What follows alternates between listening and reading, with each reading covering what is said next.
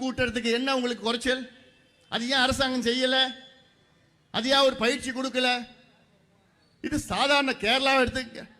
கேரளாவிலையும் பலா வருது, ஆனால் அந்த வசனமான மரம் கேரளாவில் அந்த ருசிலாம் இல்லை. இங்கே போன்ற ருசி அங்கே கேரளாவில் இல்லை. ஆனால் கேரளாவில் அங்கே அரசு அந்த பலா விவசாயிகளுக்கு அவங்களுக்கு பாதுகாப்பு அளித்து ஊக்குவித்து கடன் கொடுத்து உதவி செய்து அவர்களுக்கு மதிப்பு கூட்டுவதற்கு அனைத்து வசதிகளும் செய்து கொண்டிருக்கின்றனர்.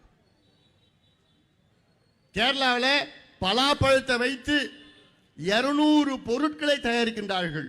200 வகையான மேம்படுத்தி அதை மதிப்பு கூட்டுறாங்க. 200 இங்க ஒன்னுத்து கூட காணும்.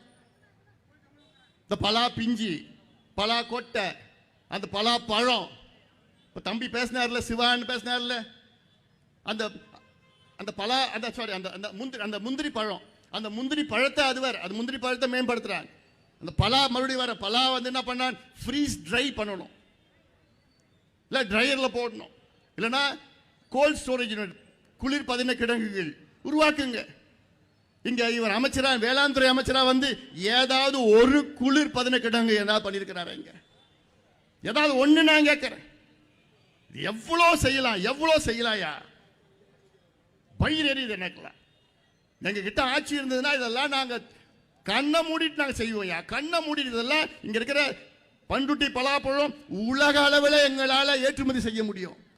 இங்க இருக்கின்ற முந்திரி உலக அளவில் எங்களால் ஏற்றுமதி செய்ய முடியும். 10 ஆண்டுகளுக்கு முன்பு முந்திரியால பார்த்தீங்கன்னா அந்நிய செலாவணி கிட்டத்தட்ட 7000 கோடி.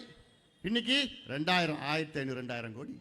எல்லாம் போயிடுச்சு, எல்லாம் வீழ்ச்சி அடைஞ்சு விட்டது. ஏன்னா எல்லாத்தையும் முந்திரி செடியெல்லாம் எடுத்துட்டு வேற செடியை வச்சுட்டு போயிட்டு இருக்காங்க. எதுக்கு? நமக்கு ஒன்றும் லாபம் இல்லை, ஒன்றும் இல்லை.